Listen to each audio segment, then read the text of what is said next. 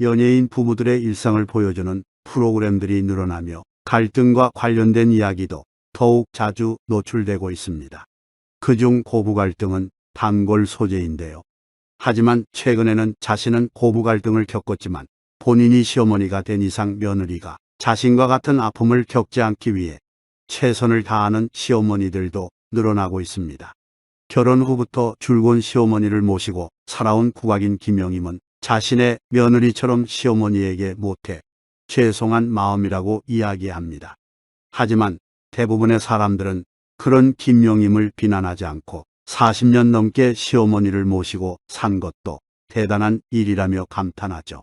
그러나 이상해가 김영임에게 했던 만행에 대해 여전히 비난을 하는 사람들이 많습니다.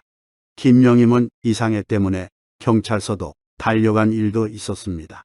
그럼에도 불구하고 김영임은 다시 태어나도 이상해와 결혼할 것이라고 이야기했는데요.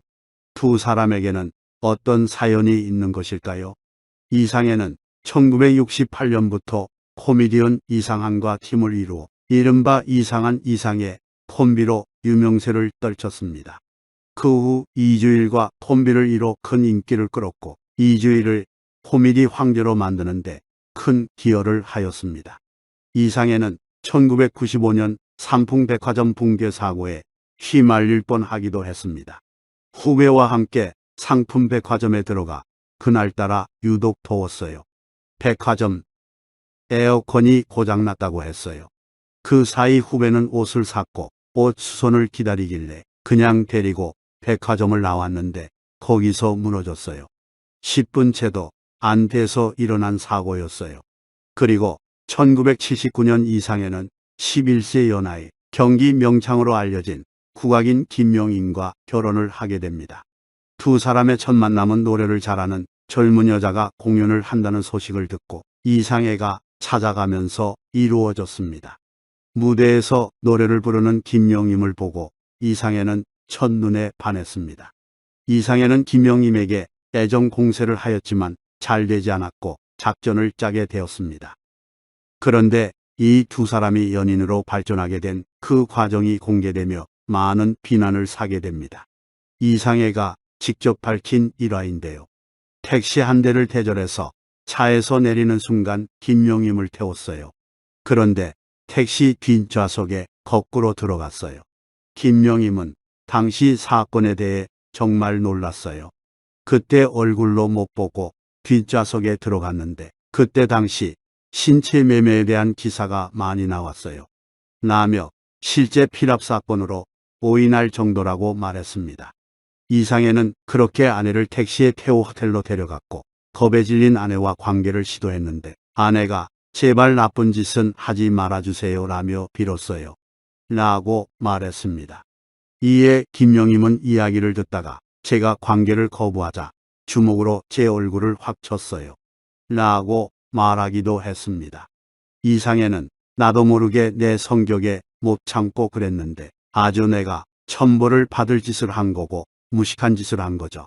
라며 지난 날을 반성하기도 했습니다. 그 이후 다른 방송에서 덧붙여 설명하길 김영임은 당연히 이상해가 억지로 할 줄 알았는데 하지 않자 이상해에 대해 호감이 생기기 시작했다고 고백했습니다. 이후 이상해는 아내 김영임에게 굉장히 잘해주었고 하나의 계기로 연애를 시작하게 됩니다.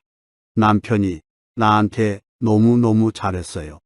모든 걸 나한테 맞추고 한 번은 어떤 기자가 나한테 취미가 뭐냐 그랬는데 순간적으로 수상스키라고 했어요.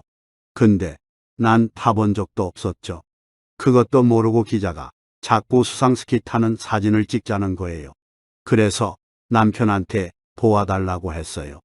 당시 이상해는 맨발로 수상스키를 탈 정도로 선수였고 김영임의 도움 요청에 새벽 4시부터 집 앞에서 기다리고 있다가 1:1 강의로 멋진 사진을 찍게 도와주었다고 합니다.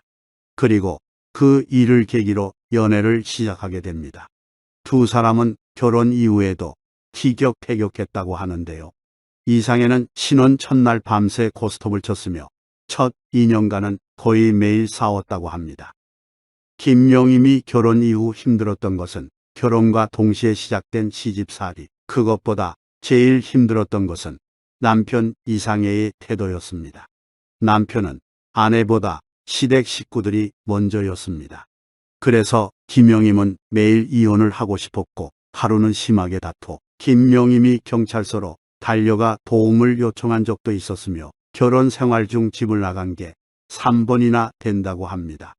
이혼을 하기 위해 가정법원을 가야 하는데 경찰서에 가서 도장 찍는 줄 알고 경찰서를 가서 이혼을 못했다고 하는데요. 또한 김영임은 아이들 때문에 가정을 지키고 싶은 자신과의 약속 때문에 그럴 수 없었습니다. 또 한 번은 부부싸움을 격렬하게 얘가 김영임을 던진 적도 있었습니다.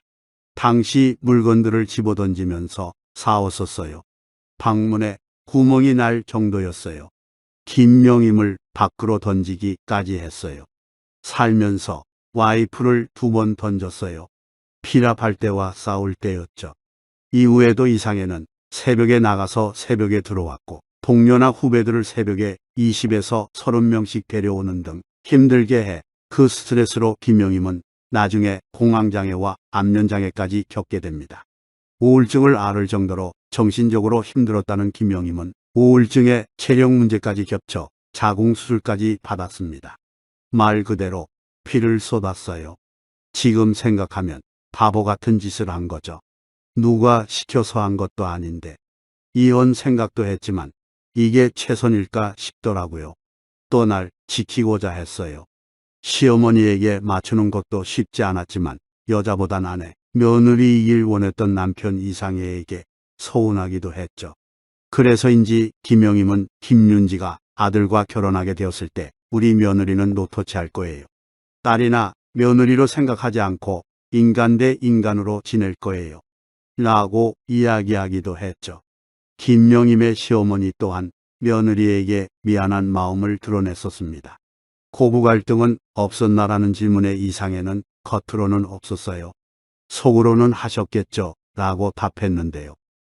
이에 이상해의 어머니는 고부 갈등이 없었다면 거짓말이지만 유달리 그런 게 없어요.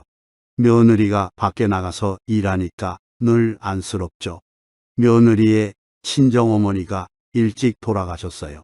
공연하고 늦게 오면 친정어머니 있으면 얼마나 잘 해줄까 하는 생각이 들더라고요. 미안함을 가지고 살아요. 라고 미안함과 고마움을 전했습니다. 또한 이상의 어머니는 며느리가 언제나 복종해요. 그런 게 쉽지 않아요. 그래서 더 예쁘게 생각하죠. 라며 며느리 김영임에 대해 자랑했습니다. 김영임은 한 방송에서 때로는 돌아서는 어머니의 모습이 너무 싫을 때도 있지만 어머니 살아계시는 동안에는 맛있는 것 하나라도 더 해드리려고 노력하려는 마음을 항상 갖고 있어요. 라고 말했습니다. 하지만 과거 스트레스로 인해 김영임은 결국 공황장애를 겪게 됩니다. 공황장애로 10kg가량 빠졌어요. 1년 동안 일어나지도 못했어요. 음식을 입에 넣었는데 모래알 같더라고요. 눈물이 퐁퐁 나고 그때 당시에 안면 마비까지 왔어요. 한쪽 눈도 안 감기고 음식도 못 씹었죠. 움직이지도 못해서 누워만 있었어요. 이후에도 스카프로 얼굴을 칭칭 가리고 길을 걸었어요. 사람이 너무 스스로 힘들게 하면 그게 자기한테 와요. 김영임은 그래도 남편만 한 사람이 없더라고요.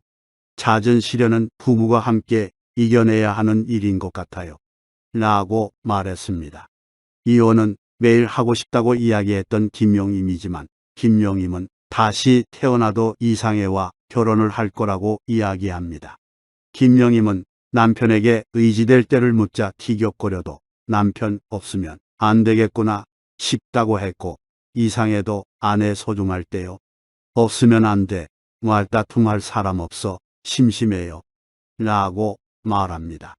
여러분의 이혼위기를 거쳤지만 이제는 며느리까지 보며 손주를 기다리고 있는 김영임 이상의 부부의 앞으로의 날들은 행복으로 가득하길 바라겠습니다.